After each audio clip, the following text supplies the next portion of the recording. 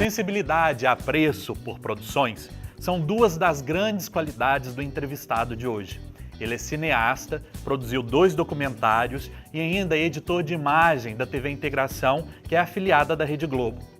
Natural da cidade de Passatempo, cidade da qual ele é amante, gosta de produções audiovisuais, gosta de arte e, acima de tudo, gosta de estar com pessoas, valorizando assim as suas histórias e culturas. Adriano, seja muito bem-vindo. É um prazer te ter aqui, tá? Boa noite. Ana, boa noite. Obrigado, Hudson, pelo convite. Eu gostaria de agradecer e, primeiramente, eu gostaria de saber de você, já fazendo uma pergunta que aparentemente pode parecer muito clichê, mas que vai nortear a nossa entrevista. Eu gostaria de saber se você sempre teve esse sonho de ser um cineasta e como que isso surgiu na sua vida. Bom, o cinema ele entra na minha vida ainda criança, né? Eu passava as tardes de domingo, depois do almoço, ao lado do meu avô assistindo os filmes de faroeste, né? De cowboy que passavam na televisão. Ali eu comecei a conhecer o cinema. Então, por exemplo, os filmes de John Wayne, de John Ford, John Crawford, Jack Palance, né, os grandes clássicos do cinema americano, da época de ouro do cinema, eles começaram a povoar a minha vida, né? E depois, já adolescente, eu fui morar na minha cidade, não tinha cinema, que ia passar tempo, não tinha cinema. O cinema existiu lá num período, mais pelos anos 50, e depois fechou. Eu fui morar em Nova Serrana. Em Nova Serrana eu tive o primeiro contato com a tela grande, porque naquela época era só pela televisão, né? Preta e branca, né? Aí eu fui ter contato com o cinema. Até tem uma curiosidade, uma coisa engraçada, porque quando eu fui pela primeira vez numa sala de cinema, que eu entrei, eu já sentei na primeira poltrona com medo de que as pessoas tapassem, né, a minha visão da tela. Aí eu assisti o filme do Mazzaropi, naquela época, que era o auge da época, né, o clássico do Mazzaropi, todo mundo adorava, a sala de cinema na época lotada. Então foi o primeiro contato com o cinema. E eu queria ir no cinema toda noite. Aí meu pai falou, não tem condições, porque toda noite você quer ir ao cinema, aí não tem jeito. Aí eu fui trabalhar. Eu fui trabalhar numa fábrica de sapatos e eu tirava cola do cantinho dos sapatos, né, com uma borrachinha, só para poder ir ao cinema. Aí o cinema foi entrando na minha vida. E depois eu mudei para São Paulo, onde eu fui ter o primeiro contato com o cinema europeu, né, com as várias escolas de cinema mundo afora. Adriano, você dirigiu 2 documentários. A gente quer saber quais são e se tem algum que você se orgulha mais de ter feito. Eu dirigi o Celeste Brandão, Traço da Memória, que é um documentário sobre a artista plástica Celeste Brandão, que é daqui de Divinópolis. Ela pintou o passado de Divinópolis, né? Então ela retrata na obra dela Divinópolis dos anos 50 para baixo, desde o surgimento do Arraial até os anos 50, 60, ela é a característica da obra dela. Depois eu fiz o La Borba. O La Borba, ele é um documentário que mostra um fã da cantora Emilinha Borba, que era da Rádio Nacional nos anos 50, e eu faço um traço, uma coisa de paixão dele pela cantora da Rádio Nacional, que foi Emilinha Borba. Esses 2 foram os principais documentários que eu fiz. Fiz coisas como parceiros, mas eu considero os 2. Assim, eu não tenho uma preferência de qual é o melhor ou de qual me encanta mais, porque eu acho que os 2, cada um tem a sua característica, o seu diferencial, né? A sua beleza, né? Plástica, narrativa, de linguagem, inclusive, porque foram documentários feitos sem condições técnicas apuradas, né? Então a gente não tinha equipamento e tal. Mas o que eu acho que é mais importante neles são os registros. São registros de pessoas anônimas que voltam para a cena da cidade para contar a sua história. Então, por isso que eu acho que são filmes bacanas que eu guardo assim no fundo do coração. E eu vou te falar um negócio, viu, Ana? Eu, quando assisto os documentários, eu me emociono. Então, às vezes, eu pego lá sozinho, pego o DVD, sento na sala de casa, eu coloco e eu choro, porque, sabe, memória é uma coisa que me fascina muito, né? Então, eu acho fantástico. Você está falando de chorar e eu vejo que isso entra muito dentro do âmbito da sensibilidade. Quem te conhece diz que você é um homem que gosta de se aproximar das pessoas para ter esse conhecimento, esse contato com a história do outro. Você sempre foi assim? Como que surgiu isso na sua vida? Eu sempre fui assim. Eu sempre gostei de conversar com pessoas, né? O que me encanta esse contato. Eu costumo dizer que eu não encontro assim, no meu dia a dia com o povo, né? Trazendo isso para a linguagem do cinema, para a linguagem da TV. Eu sempre encontro com pessoas. Então, por exemplo, eu ando pelas ruas da cidade, então tem um grupinho, eu paro, eu converso. Isso me fascina, poder ouvir histórias, né? Poder captar essas histórias e ter aquela coisa de ouvir, porque eu acho que a coisa mais importante para quem faz documentários ou para quem faz jornalismo é ter sensibilidade de ouvir, porque é através desse dom de ouvir que você vai conseguir algo legal para o seu trabalho, né? Para a sua vida profissional e pessoal até. Então, é essencial essa sensibilidade no pessoal, mas também como profissional de editor e diretor, essa aproximação é necessária para... Sim, eu costumo dizer que, por exemplo, quando eu estou, por exemplo, na ilha de edição da TV, que eu tenho contato com uma pessoa que está necessitada, até por uma questão de buraco de rua, eu me envolvo com aquilo, porque as pessoas quando procuram, por exemplo, uma emissora de TV para falar que tem um buraco na rua, porque elas precisam ser ouvidas. E essa é a nossa função, é poder ouvir essas pessoas e poder mostrar para elas que tem alguém ouvindo, porque se a gente esquecer, onde eles serão ouvidos? Então, por exemplo, é uma coisa que eu vou te falar que, assim, não sei se é muito ético, mas eu acho que é. Por exemplo, eu prefiro ouvir, por exemplo, a Celeste Brandão, de repente, do que, de repente, um artista muito famoso aqui da cidade, para não citar nomes, entendeu? Porque eles não teve essa oportunidade de serem ouvidos. E, só te adiantando um pouquinho, quando eu resolvi filmar a Celeste Brandão, ela estava esquecida na casa dela. As obras da Celeste, elas estão por aí nas casas, mas ela estava esquecida. E durante os 2 últimos anos de vida dela, ela viveu feliz, porque ela foi lembrada, entendeu? E quando Divinópolis fez 100 anos, Celeste, ela recebeu uma comenda. E se eu não tivesse resgatado a história dela, ela não seria lembrada, né? E teve um fato que aconteceu na minha vida que me emocionou também com relação ao Celeste Brandão. A última vez que eu estive com Celeste foi numa apresentação do meu documentário na Praça do Esplanada, onde ela viveu quase toda a vida dela. Tinha umas 400 pessoas ali assistindo e ela já estava com Alzheimer, né? Então ela não conseguia ver o que era aquilo. E eu olhava a Celeste assistindo, eu via que ela estava emocionada. E eu ia captando com o meu olhar também as pessoas na plateia, todo mundo chorando. Você entendeu? Porque estava ali uma grande artista e ela sendo representada. Então, eu acho que isso é importante. Essa questão de você buscar no anônimo é uma forma dele se expor, de contar um pouquinho da sua história. E foi legal que depois que que eu fiz o documentário, a Celeste ela foi lembrada por todo mundo. E tem uma outra ocasião que é bacana. O Antônio, que é um cantor daqui da cidade, né, que canta com Milton Nascimento, ele estava se apresentando no Palácio das Artes e a Celeste estava na plateia. E ela ainda estava com a cabecinha boa, tudo funcionando. Aí ele falou assim, olha pessoal, tem uma pessoa aqui na plateia hoje que além de ser pintora, ela virou artista de um documentário, que é a Celeste Brandão. Fique de pé, Celeste. Aí ela ficou. Então, naquele momento, sabe, ela foi lembrada. Então, ela foi lembrada porque ela foi ouvida no passado, né? Porque eu resgatei a história dela e trouxe ela para a cena que ela pintou no passado e estava lá esquecida, dando aula de piano e tal. Inclusive, tem um quadro dela, se eu não me engano, na rodoviária de Divinópolis. Exatamente. Né? Você saberia me dizer se aquele quadro que está lá é um quadro, se ele é uma réplica ou se é um quadro original, pintado pela própria artista? Aquele quadro, ele é um quadro original, tanto é que o meu primeiro contato com a Celeste foi naquele quadro. Eu estava esperando um ônibus, aí eu achei, não, que quadro é aquele? Aí eu me aproximei, vi Celeste Brandão, fui pesquisar sobre quem era essa pintora.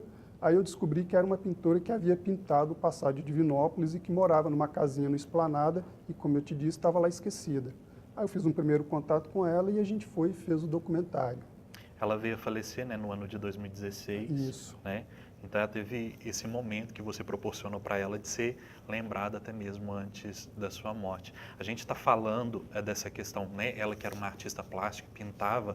Você não muito diferente, faz quase que a mesma coisa, só que você trabalha com as imagens, edita e com essas imagens você conta uma história. Isso. Se fosse para contar uma história do Adriano, o que você destacaria nessa história que você fosse contar? Pontos que você acha que seria importante as pessoas saberem para te conhecer, né? O que, por exemplo? Eu acho que se eu fosse fazer um documentário sobre mim, né, que não sei se seria interessante, mas acho que seria assim, né? Eu acho que eu contaria essa relação que eu tenho com as pessoas. Eu gosto de ouvir história, assim, entendeu? Talvez aquela coisa de... Existe um documentarista iraniano que chama Jafar Panahi. Ele ficou proibido de filmar no país dele e então o que ele fez? Ele acoplou uma câmera portátil dentro de um carro, como táxi, e saiu pelas ruas de Teherã captando, né, as pessoas. Então, acho que eu faria a mesma coisa. Eu iria para uma praça, ouviria essas histórias e colocaria num vídeo a minha história, de repente, né, contada por algum cineasta, de repente, que eu tenha paixão por ele. Então, acho que seria mais ou menos. Eu acho meio difícil, assim, poder me transformar num filme, né? Acho melhor assistir filme. Pelo que eu estou vendo de você, a sensibilidade é a palavra-chave para o seu trabalho, pela sua dedicação, não só nos documentários que você dirigiu, mas no seu trabalho do dia a dia, do cotidiano. Quais são os sentimentos que você sente depois que você vê o seu trabalho pronto ali, sendo divulgado, sendo veiculado? Quais são os sentimentos? O que você sente quando você vê o produto final? Bom, o pessoal que me conhece lá da TV, eles sabem que tudo que eu faço com amor, sabe, com muita paixão. Desde uma matériazinha sobre buraco de rua, até uma matéria sobre arte, sobre cultura, sobre memória, tudo isso eu tenho muita paixão. Eu gosto desse momento de ter o produto pronto e ele te dá um retorno. Então, por exemplo, eu vou te dar um exemplo legal. Um dia, uma pessoa lá de Luz queria mostrar o Congado na televisão. Aí ele fez um contato, a gente não tinha condições de ir até a Luz gravar. Aí eu cheguei para ele, olha, me manda umas imagens que eu vou pedir aqui à editora-chefe para colocar esse produto no ar. Então, graças a isso, aí que ele me mandou as imagens, que esse produto foi no ar, que eu compartilhei na página dele, as pessoas, parabéns, como é bonito ver a nossa cidade. Isso me orgulha, assim, entendeu? Isso me traz um sentimento de prazer, de satisfação, de dever cumprido. É quando o outro vê no seu trabalho algum benefício, né? Alguma coisa que trouxe esse retorno para uma comunidade inteira. Então, isso eu acho bacana. Nós vamos para um pequeno intervalo e voltamos daqui a pouquinho no segundo bloco. Não sai daí para poder acompanhar a história do Adriano Reis.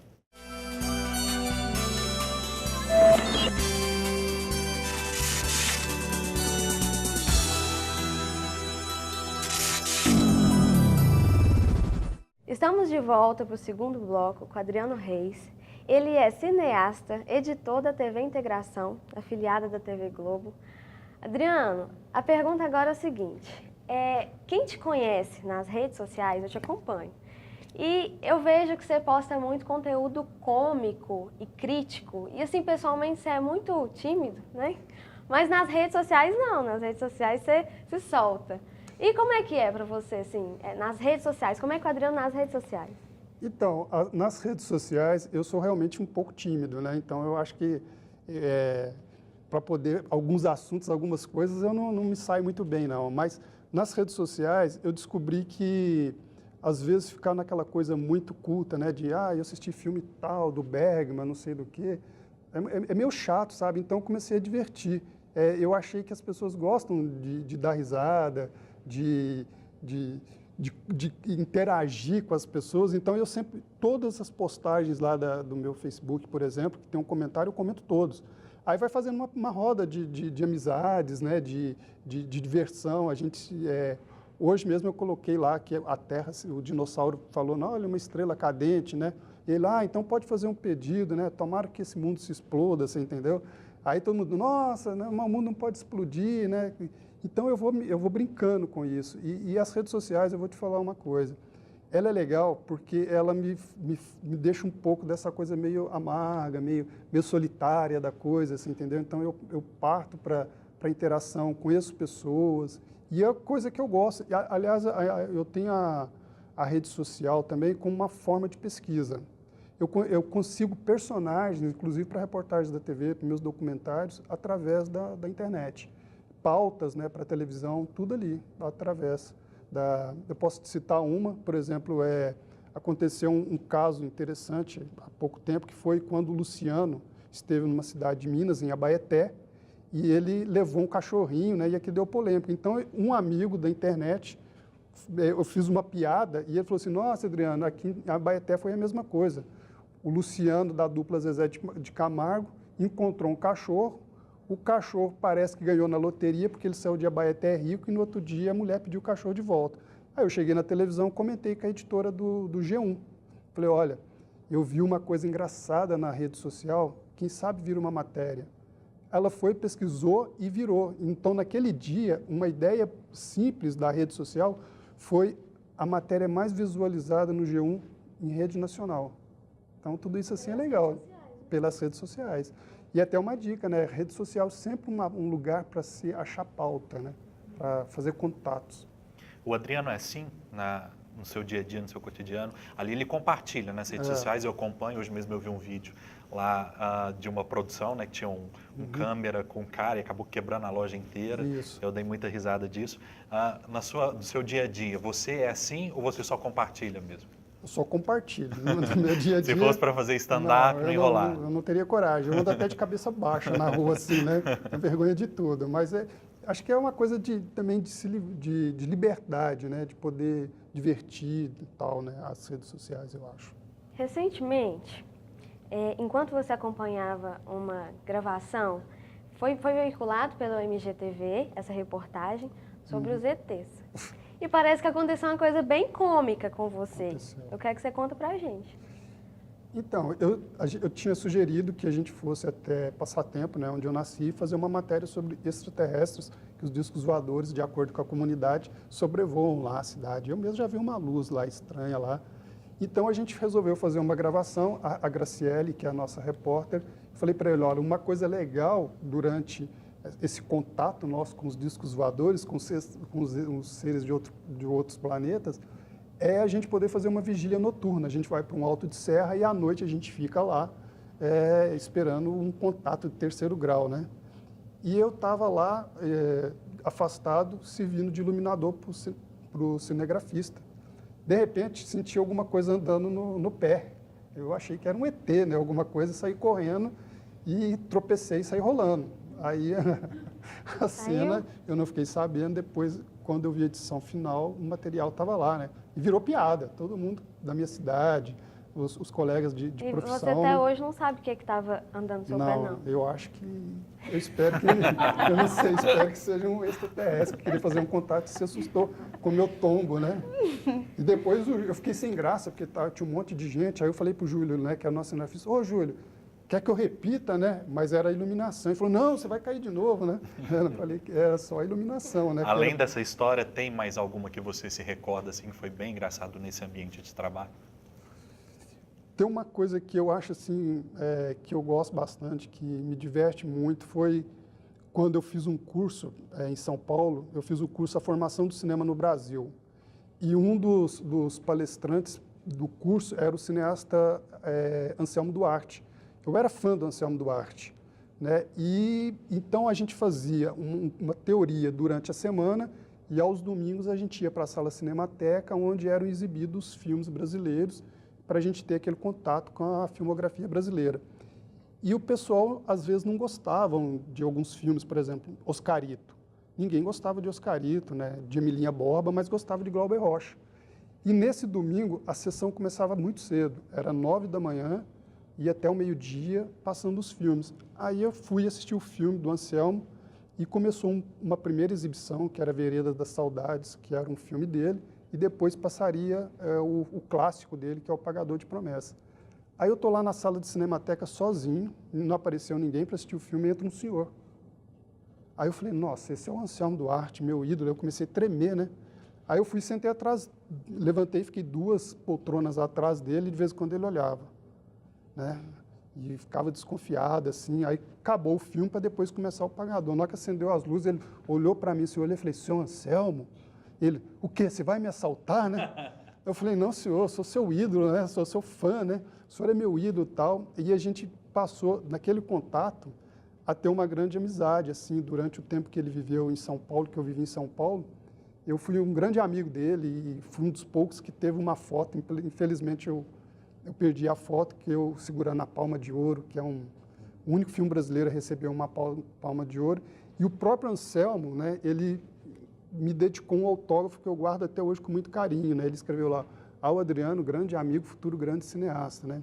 Mas eu achei legal que depois a gente assistindo o filme junto lá, né, o Pagador de Promessas, que foi para mim uma honra, porque foi uma aula, e falava toda hora, porra, ele tinha um sotaque carregado, ele, porra, meu, toda hora eu penso em você me olhando. Eu falei, ou tá me cantando ou tá me querendo me roubar, né?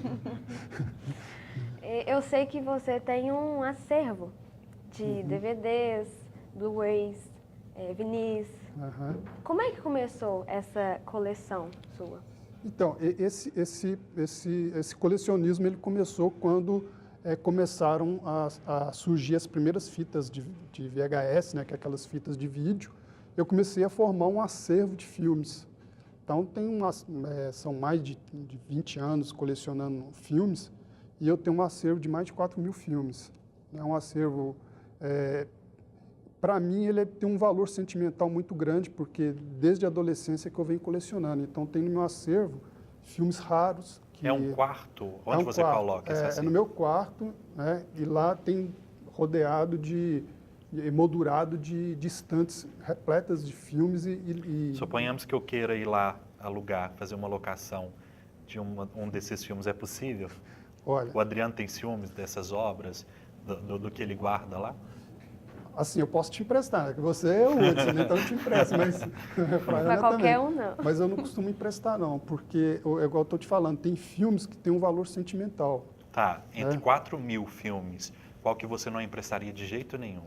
Que é uma relíquia que você tem lá? Eu tenho, por exemplo, um filme que é uma relíquia, que é o filme Limite, que é um VHS, que é um filme, que é o primeiro filme de transição do cinema mudo para o cinema sonoro brasileiro. Então, o filme ele ainda não foi lançado nem DVD e tem essa fita, que é uma fita raríssima, porque foram lançadas poucas fitas desse filme. E tem um filme lá que é um filme assim que vale uma grana, porque é aquele filme da Xuxa, que é o Amor, Estranho Amor.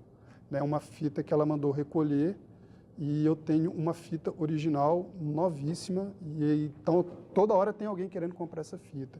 Mas tem filmes raros lá que não tem no mercado, em locadoras. Hoje no mercado a estimativa para comprar essa fita seria de quanto? Há uma semana uma pessoa me dava R$ 1.200 nela. Assim, é um valor, né, mas é um valor de mercado, que não supera, né, o valor sentimental histórico da fita, até o lançamento dela em alguma mídia de home video. Adriano, vamos falar um pouquinho do La Borba. Para quem vê o La Borba e acompanha, a gente vê que é um documentário bem rico assim, de um acervo histórico, de imagens, de vídeos. Por que você tomou essa iniciativa de fazer o La Borba e como que você conseguiu essas imagens? Né? Quem vê, acompanha, né, o La Borba, vê que fala de muitos lugares de destaque da cidade de Divinópolis, né? E eu gostaria de saber como é que você fez para produzir, tendo esse acervo, né? Então, o La Borba ele tem uma história também interessante, porque eu trabalho lá na TV e a minha colega Ana Teresa Arruda havia feito uma matéria sobre o La Borba, né, sobre a coleção de fotos do Ailton, e eu fui o editor da reportagem. Depois que a matéria ficou pronta, eu já estava emocionado assim, com aquela história de um cara que passou a vida toda colecionando fotos da cantora de preferência dele. Aí acabou a matéria, eu peguei o telefone do Ailton, liguei para ele e fui lá bater uma prosinha com ele. Aí propus para ele fazer o documentário.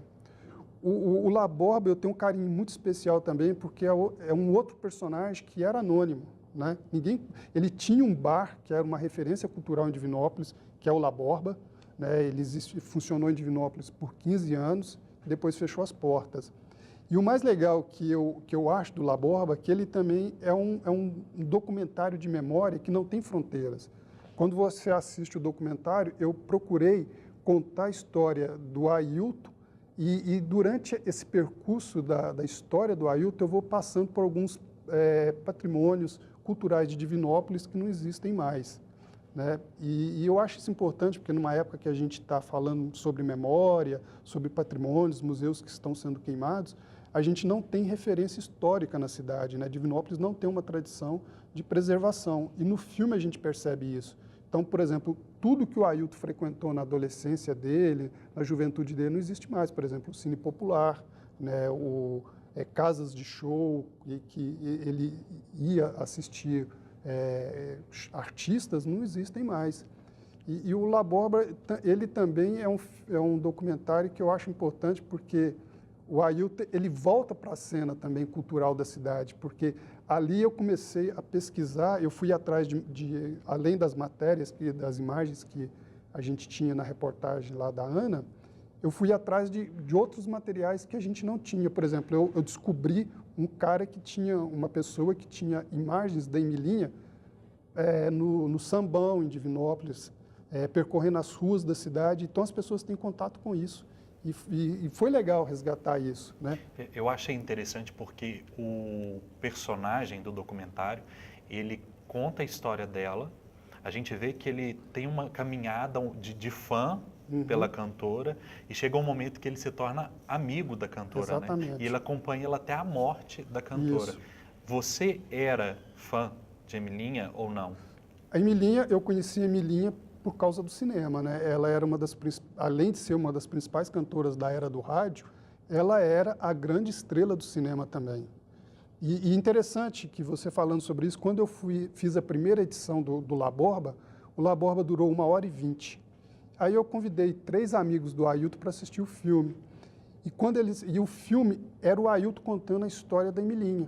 Aí quando terminou a sessão, eu vi que as pessoas deram aquela dormidinha, aquela cochilada. Eu falei assim, esse filme não ficou legal. Aí eu perguntei, pessoal, vocês gostaram? Não, a gente adorou. Não, a Emilinha é a diva, não sei o quê, tal. Eu falei assim, eles não gostaram. Eu acredito em espiritualidade.